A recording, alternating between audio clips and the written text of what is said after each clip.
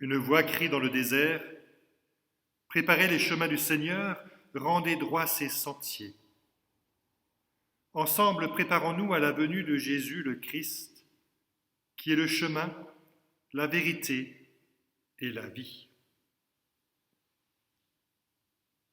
Tu as aimé, Seigneur, cette terre, tu as fait revenir les déportés de Jacob, tu as ôté le péché de ton peuple, tu as couvert toute sa faute. Tu as mis fin à toutes tes colères, tu es revenu de ta grande fureur. Fais-nous revenir, Dieu de notre salut. Oublie ton ressentiment contre nous. Seras-tu toujours irrité contre nous? Maintiendras-tu ta colère d'âge en âge? N'est-ce pas toi qui reviendras nous faire vivre, toi qui seras la joie de ton peuple? Fais-nous voir, Seigneur, ton amour. Donne-nous, Seigneur, ton salut. Seigneur Dieu, au cœur des ténèbres de ce temps, tu annonces ta venue. Accorde-nous d'être vigilants et de te faire pleinement confiance. Par Jésus le Christ, ton Fils, notre Seigneur, qui vit et qui règne avec toi, Père, et le Saint-Esprit, un seul Dieu, pour les siècles des siècles. Amen. Le texte que l'Église nous propose de méditer ce matin se trouve dans l'Évangile de Luc, au chapitre 1, les versets 67 à 79. Zacharie, le père de Jean-Baptiste, fut rempli du Saint-Esprit, et il prophétisa en ces termes. Béni soit le Seigneur, le Dieu d'Israël, parce qu'il a visité son peuple, il a accompli sa libération, et il nous a suscité une force de salut dans la famille de David, son serviteur. C'est ce qu'il avait annoncé par la bouche de ses saints prophètes d'autrefois. Un salut qui nous libère de nos ennemis et des mains de tous ceux qui nous haïssent. Il a montré sa bonté envers nos pères et il s'est rappelé son alliance sacrée. Le serment qu'il a fait à Abraham, notre père. Il nous accorderait, après nous avoir arrachés aux mains des ennemis, de lui rendre sans crainte notre culte, dans la piété et la justice, sous son regard, tout au long de nos jours. Et toi, petit enfant, tu seras appelé prophète du Très-Haut, car tu marcheras par devant, sous le regard du Seigneur, pour préparer ses routes, pour donner à son peuple la connaissance du salut, par le pardon des péchés.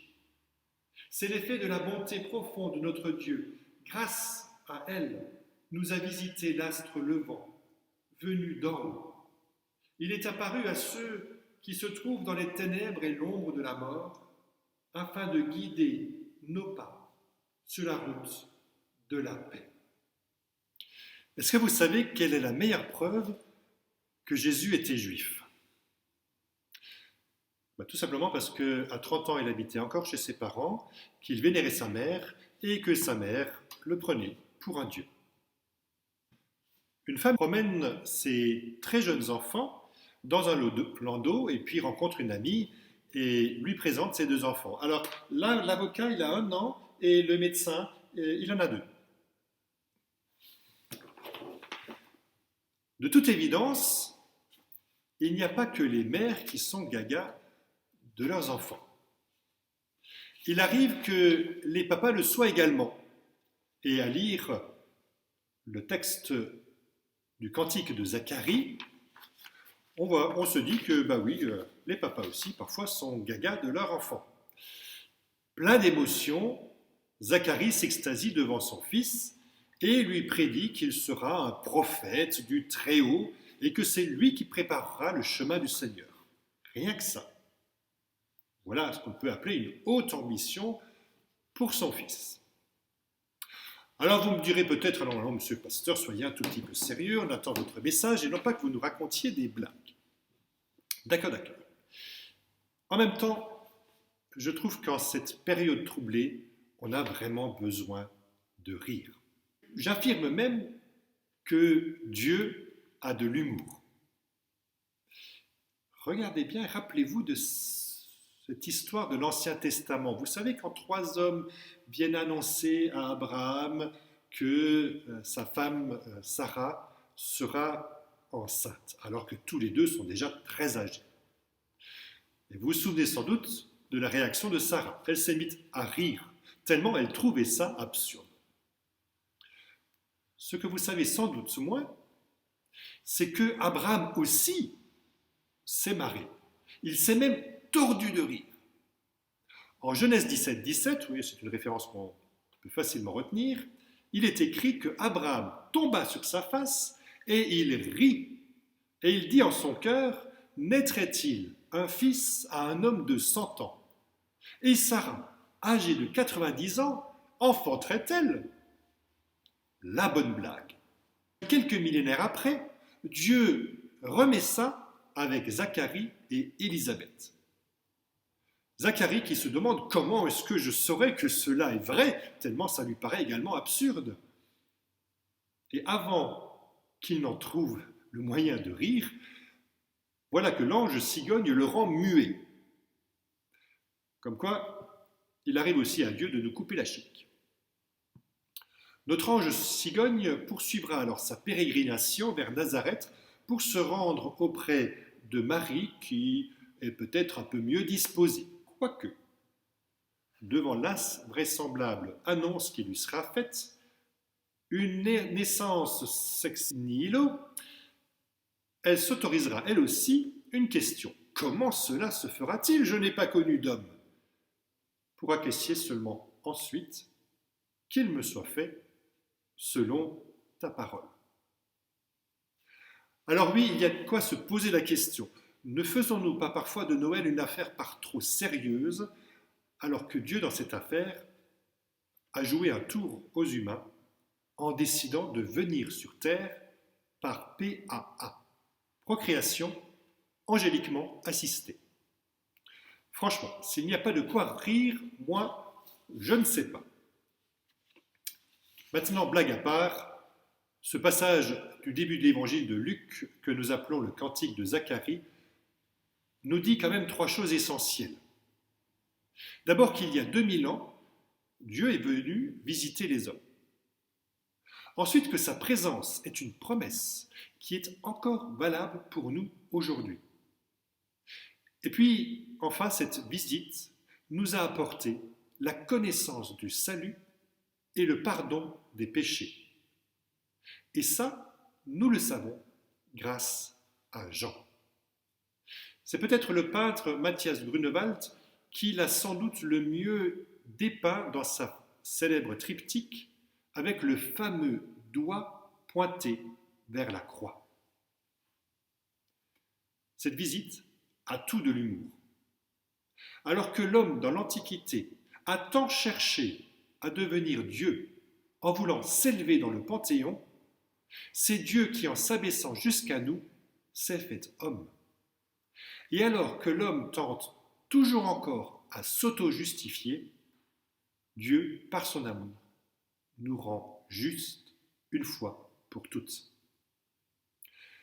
Alors mon collègue Jean-Mathieu Tallinger écrit ceci: « Dieu n'a pas attendu de manière vicieuse que nous soyons prêts, que nous ayons appris à prier, que nous ayons mis notre vie en ordre, que nous ayons achevé notre formation de théologie ou parcouru jusqu'au bout les 18 degrés d'initiation à une quelconque vérité cachée.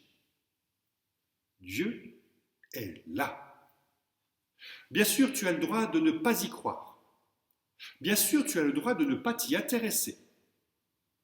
Si tu n'en veux pas, c'est ton droit encore. Seulement du point de vue de la foi chrétienne, je ne peux que continuer à te dire qu'il est là. Si tu ne le vois pas, ce n'est pas qu'il se cache, ce n'est pas non plus que tu serais trop indigne, trop nul, mal élu ou non choisi. Si tu ne le vois pas, c'est peut-être simplement que tu ne veux pas accepter qu'il t'accepte, que tu ne veux pas accepter qu'il te pardonne. Cela lui est égal à Dieu, que ta chambre soit trop en désordre pour l'accueillir, que tu sois trop timide pour lui parler, que tu aies des choses à lui reprocher ou à te reprocher à toi-même. Il souhaite te visiter tout de même. Croire, n'est-ce pas cela d'abord? Accepter d'être accepté, accepter d'être visité. Croire, n'est-ce pas accueillir cette conviction formulée par la première lettre de Jean? Si notre cœur nous condamne, Dieu est plus grand que notre cœur et il connaît toutes choses. Je trouve en effet qu'il y a bien de quoi rire, mais d'un rire joyeux et clair. Amen.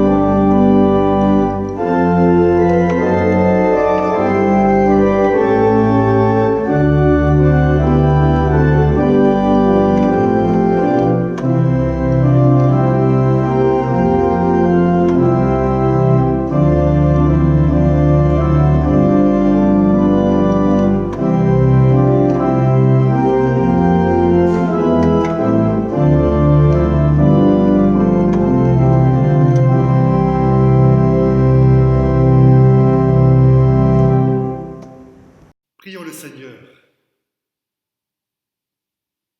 Dieu éternel, ton Fils est notre espérance. C'est en son nom que nous t'adressons notre prière.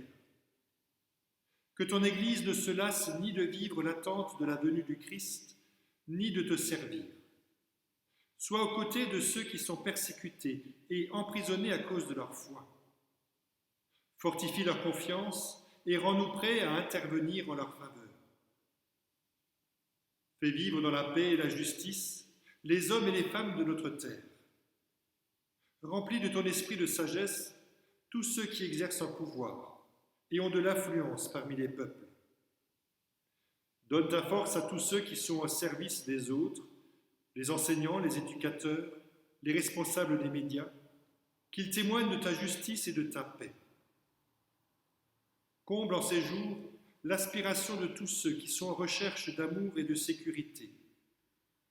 Donne à ceux qui se sont endormis en toi de contempler ce qu'ils ont espéré durant leur vie. Dieu éternel, tu sais ce qui nous peine et tu connais nos prières, avant même que nous ne les exprimions. Nous mettrons notre confiance en toi, aujourd'hui et pour l'éternité. Amen.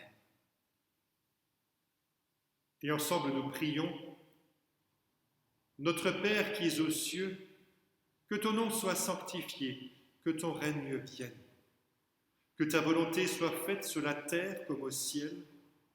Donne-nous aujourd'hui notre pain de ce jour. Pardonne-nous nos offenses, comme nous pardonnons aussi à tous ceux qui nous ont offensés. Et ne nous laisse pas entrer en tentation, mais délivre-nous du mal. Car c'est à toi qu'appartiennent le règne, la puissance et la gloire pour les siècles des siècles. Amen. Recevez la bénédiction de notre Seigneur. Que le Seigneur vous bénisse et vous garde. Que le Seigneur fasse resplendir sur vous son visage et vous fasse grâce. Que le Seigneur tourne son regard vers chacun d'entre vous et qu'il vous donne sa paix.